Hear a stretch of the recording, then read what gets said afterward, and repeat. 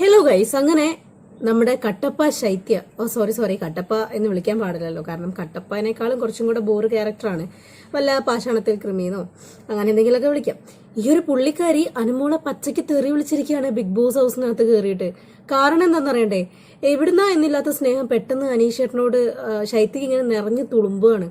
Big boss ഹൗസിനകത്ത് കയറിയിട്ട് ഒരു 3 ആഴ്ചയൊക്കെ ആയപ്പോഴേക്കും എവിക്റ്റായി പോയ ഒരാളാണ് ശൈത്യ. ആ ഒരു പുള്ളിക്കാരി ബിഗ് ബോസ് ഹൗസിലുള്ള സമയത്ത് അനീഷിനോട് ഇത്രയധികം അടുപ്പും കാര്യങ്ങളൊന്നും കാണിച്ചിട്ടുണ്ടായിരുന്നില്ല. അത്യാവശ്യം ദേഷ്യം പിടിക്കലും വെറുപ്പും ടാർഗറ്റ് ചെയ്യലും കോർണർ ചെയ്യലും ഒക്കെ തന്നെയായിരുന്നു പരിപാടി. കാരണം ആ സമയത്ത് അനുമോൾക്ക് ആജന്മ ശത്രുവായിരുന്നു അനീഷ്. അനുമോളുടെ കൂട്ട് അപ്പാനിയായിരുന്നു. അങ്ങനെയുള്ള ശൈത്യാണ് ഇപ്പം അനീഷിന് വേണ്ടിയിട്ട് സംസാരിക്കുന്നത്.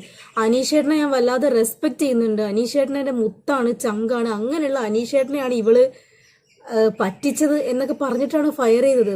പറ്റിച്ചത് എന്ന് പറഞ്ഞാൽ ചിലപ്പോൾ നിങ്ങൾക്ക് മനസ്സിലായിണ്ടാവില്ലേ, കാരണം അനുമോള് നമ്മൾ അനീഷേട്ടനെ മോഹം കൊടുത്ത് വലയിലാക്കി ചതിച്ചു എന്നാണ് ശൈത്യ പറയുന്നത്. എന്താണെങ്കിലും ശൈത്യ പറയുന്നത് മുഴുവനായിട്ടൊന്ന് കേട്ടേക്കാം.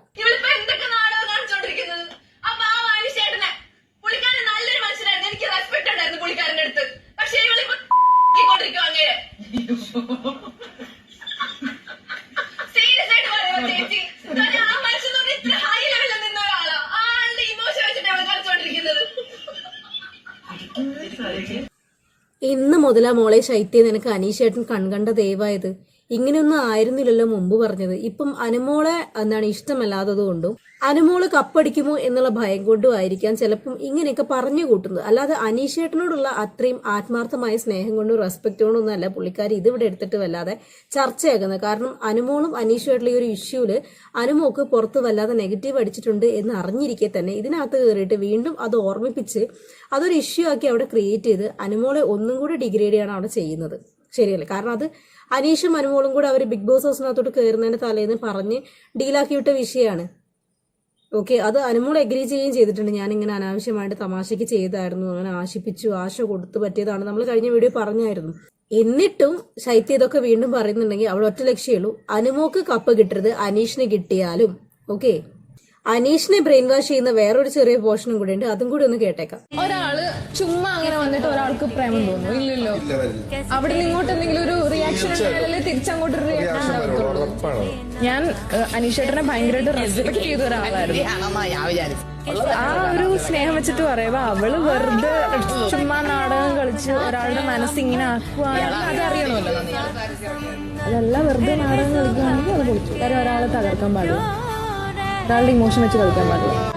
ഇവിടെ അനുമോക്കെതിരെ നന്നായിട്ട് ഹേറ്റ് സ്പ്രെഡ് ചെയ്യാണ് ചെയ്യുന്നത്. ഞാൻ പറയാതെ തന്നെ നിങ്ങൾ കാര്യങ്ങൾ കേട്ട് മനസ്സിലാക്കി കാണുമെന്ന് വിശ്വസിക്കുന്നു. പോരാത്തതിന് അനുമോള് കപ്പ് ഉയർത്തരുത് എന്നുള്ള ലക്ഷ്യത്തോടു കൂടി അവിടെ കുറച്ച് ഗ്രൂപ്പ് ചർച്ചകളും കാര്യങ്ങളൊക്കെ ലൈവിനകത്തൊക്കെ നടന്നുകൊണ്ടിരിക്കുന്നുണ്ട്. എന്തൊക്കെ പറഞ്ഞു കഴിഞ്ഞാലും ജനങ്ങളുടെ ഇഷ്ടപ്രകാരം ആര് ജയിക്കും എന്നുള്ളത് ജനങ്ങൾ തീരുമാനിക്കും. അവിടെ ഇപ്പൊ PR-നൊന്നും വലിയ റോളില്ല. നിങ്ങൾ അകത്ത് കയറി എന്തൊക്കെ കുത്തിരിപ്പ് ഉണ്ടാക്കിയിട്ടും പ്രത്യേകിച്ച് ഒന്നും നടക്കാനൊന്നും പോകുന്നില്ല. വേറൊരു കാര്യം എന്താണെന്ന് വെച്ച് കഴിഞ്ഞാൽ ഞാൻ ഇന്നേ വരെ വോട്ടൊന്നും ചെയ്തിട്ടില്ല, പറയണമെന്ന് തോന്നി.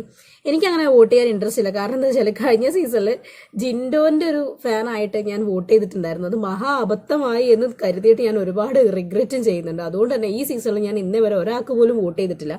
നമുക്ക് ഓരോരുത്തരുടെ പ്രവർത്തികൾ കാണുമ്പോൾ ഒരാളെ സപ്പോർട്ട് ചെയ്യണമെന്ന് ആഗ്രഹമൊക്കെ ഉണ്ടാവും. അപ്പോൾ ശരി ചെയ്ത് തെറ്റ് ചെയ്തെന്ന് വീഡിയോസ് വഴി പറയാന്നല്ലാതെ ഒരാൾക്കും ഞാൻ ഇന്നേ വരെ വോട്ട് ചെയ്തിട്ടില്ല. അപ്പം നിങ്ങൾ വോട്ട് ചെയ്യുന്ന ആൾക്കാരാണെന്നുണ്ടെങ്കിൽ ജെനുവിനായിട്ട് അർഹിക്കുന്ന ആൾക്കാർക്ക് മാത്രം കൊടുക്കുക. അല്ലാതെ ഇത്തരത്തിലെ കുത്തിത്തിരിപ്പും കാര്യങ്ങളെല്ലാം കൂടെ കേട്ടിട്ട് തെറ്റായ രീതിയിൽ വോട്ട് കൊടുത്ത് അർഹിക്കുന്ന ആളുടെ കയ്യിൽ നിന്ന് ആ കപ്പ് മിസ്സാവുന്ന രീതിയിൽ ഒന്നും ചെയ്യാതിരിക്കുക.